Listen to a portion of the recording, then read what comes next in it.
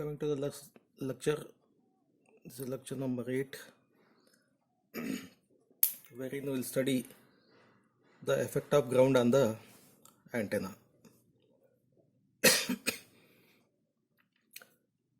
Here, this is the antenna which is not connected to the ground.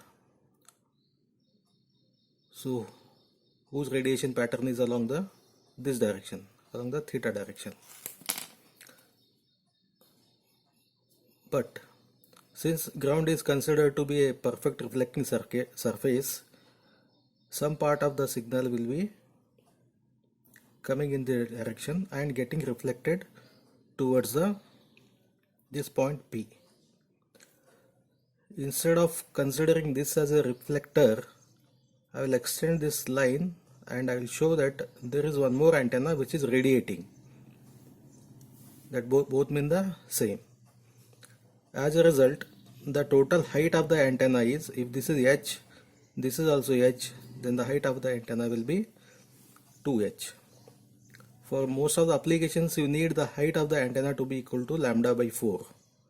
So for that, you can have an antenna of height lambda by 8, which will result into a lambda by 8 plus lambda by 8, that is lambda by 4.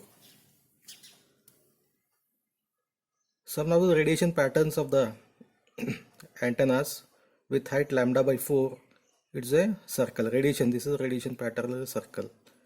And this is for lambda by 2, 3 lambda by 4, and this is for some other value, maybe lambda I think, h equal to lambda. Here I have shown the two lines, one is a black, another is a extended with the red one. So if the earth is perfect means reflection coefficient is equal to 1, then the radiation pattern will be something more than the without the perfect earth. This is all about the antenna, grounded antenna. Next, coming to the antenna measurements. Basically here we are going to measure the input impedance, field pattern, gain and the directivity. So for different frequencies, we use a different method to measure the input impedance. If the operating frequency is less than 30 MHz, we will go for the bridge method, that is a Wheatstone bridge method. If it is more than 1000 MHz, we go for the slotted line measurement. Basically, for more than 1000 MHz means it is 1 GHz. For 1 GHz, we don't use the cables, we use the waveguides. Okay, between 30 MHz and 1000 MHz, you can use any one of the above mentioned methods. Impedance Z is given by R plus Jx, R is resistive, X is reactive component, and Z is also given by V by R, I, theta equal to tan inverse X by R, where theta is the phase difference between the V and the I. Coming to the Wheatstone bridge method. Here this is a Wheatstone bridge wherein these arms are connected with Z1 and Z2 resistance or the impedances, and Z1 and Z2 are the same magnitude. Z4 is an unknown antenna whose impedance is to be measured. This antenna is nothing but this dipole antenna. This is called as a folded dipole. We'll study in the third section. These 2 points are connected to X and Y. This is X and Y. And Z3 is a variable where you can vary the Z3 to balance this bridge. When the bridge is balanced, then the current flowing through these 2 points, that is through the detector, will be equal to 0 or the null. Okay. When Z3 equal to Z4, then only this will be 0. The current will be 0. Under that condition, I write Z1 by Z2 equal to Z3 by Z4. And from this, you can find the Z4 equal to Z3 multiplied by Z1, Z2. This is a simple way to measure the impedance of the antenna. Another method is for higher frequencies, we go for the standing wave ratio method, or also called as a slotted line method. In this slotted line method, let me explain you how it works.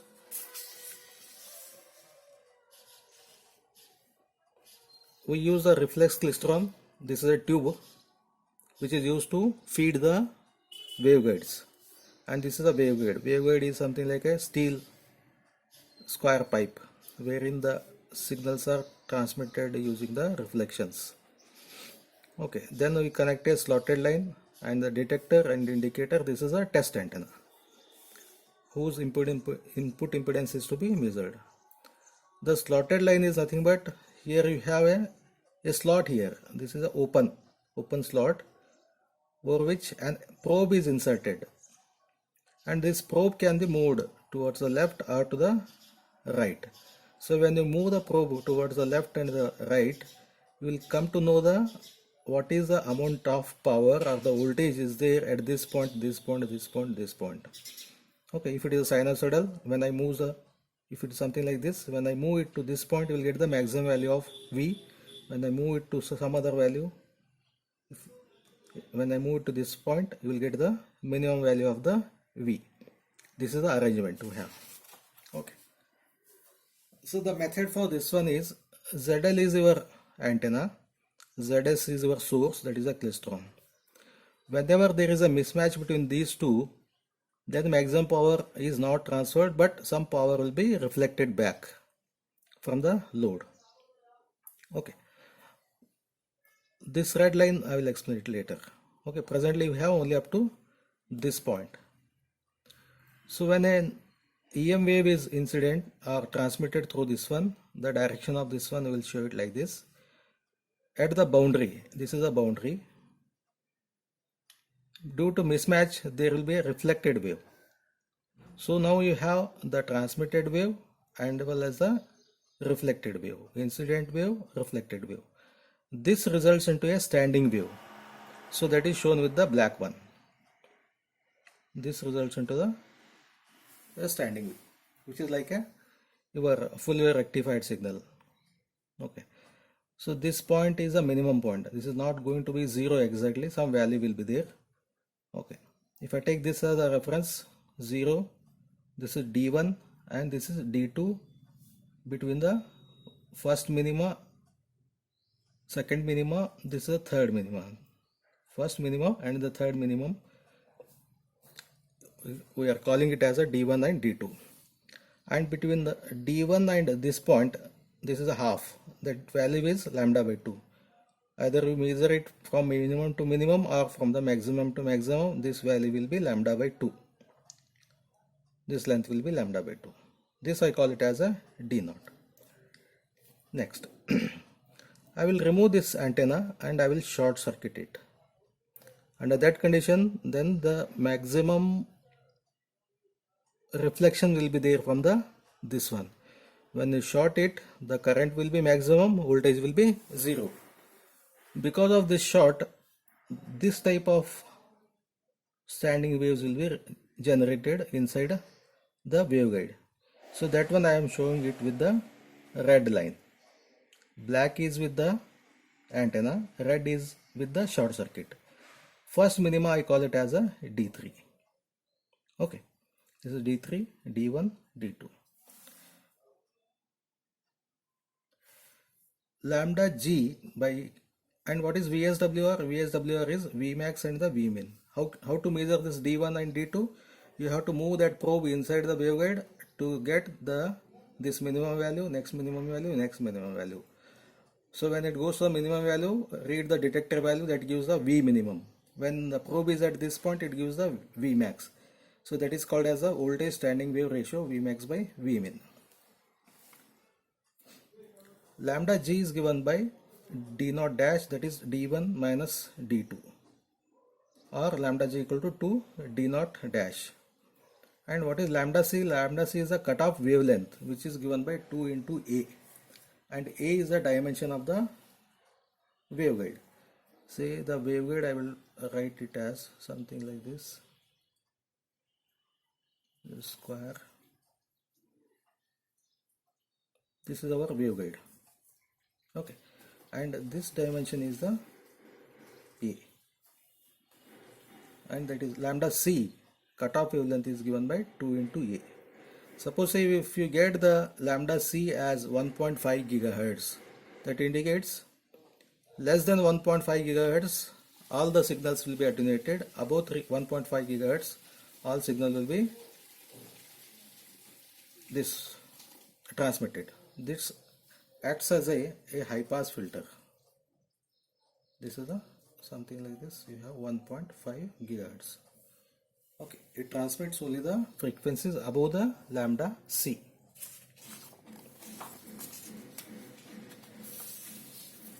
Then coming to the other expressions, lambda naught is given by lambda G you know, lambda C you know, these two values you know, and D is given by D3 minus D1. This D3 is due to the shorted value, D1 is due to the antenna, first minimum, and D lambda is given by D by lambda G. And what is this? ZL? ZL is the antenna impedance to be measured, which is given by ZL dash into Z0, and Z0 is given by this one, 377 divided by this one, and ZL dash is estimated using the Smith chart. How to use the Smith chart you are going to study in the network analysis theory. Next, coming to the radiation pattern measurement.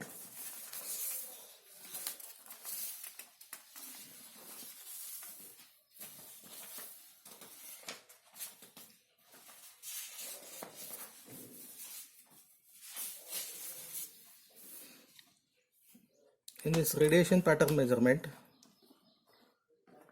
the antennas are arranged. One second.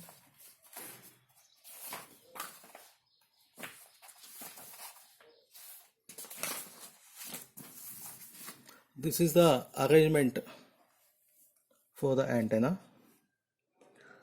This is the primary antenna which is transmitting, and the length of the antenna is D.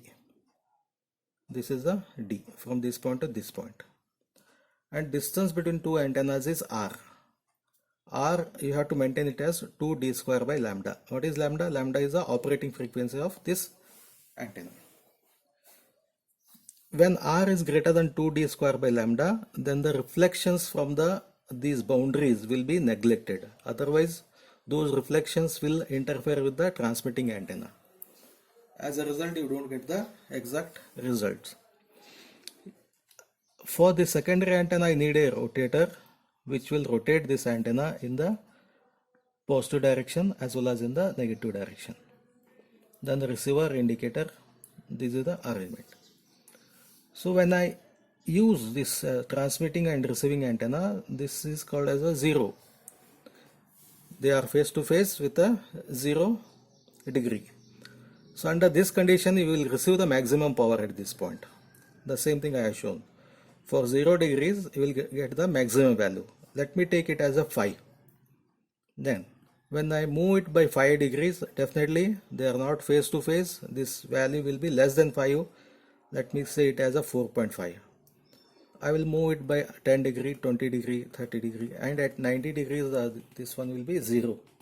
I think at 60 degree itself you will get the value as 0. Similarly, I will move this antenna in the other direction, minus 5 degree, minus 10, minus 20, something like this. I have noted down the values. So definitely you will get the same values for the positive direction as well as in the negative direction. I note down all these values. Okay, then you plot it. In the plot, for 0 degrees you get the maximum value. For 10 degrees you will get this value as 4. For 20 you will get it as a 3, and this continues. You mark those values and join it. Similarly for the negative direction also.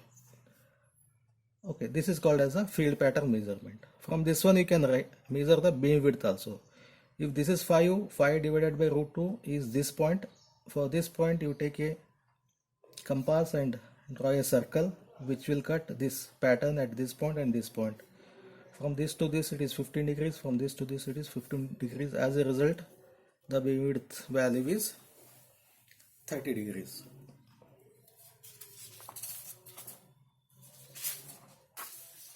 Then coming to the gain measurement. For the gain measurement, we will compare the value with a standard antenna. And this is the receiver section. This is a standard antenna. This is antenna under test AUT. And this is a transmitting antenna. Here it is a variable attenuator we have. Attenuator, you can control the power feeding to this antenna. Okay. And this is the power bridge, through which power bridge is nothing but a supply, a klystron supply, some kind of that one. Okay. Initially, I connect a standard antenna using this switch, and they are face to face. And you measure the value at this point as W1 through this receiver detector. The received power is W1. Next, I will keep this power P1 and measure it. I got the value as W1. Next, I will connect it to the auxiliary, the antenna under test. Okay, means I will bring it to this position. Okay, once again they are face to face. So definitely the received power by the AUT will be different from the W1. So I call it as a W2. So the GP equal to W2 by W1 is one gain. Right. Next, what I will do, I will change the power. I will keep this antenna as it is. Standard antenna is removed. W2.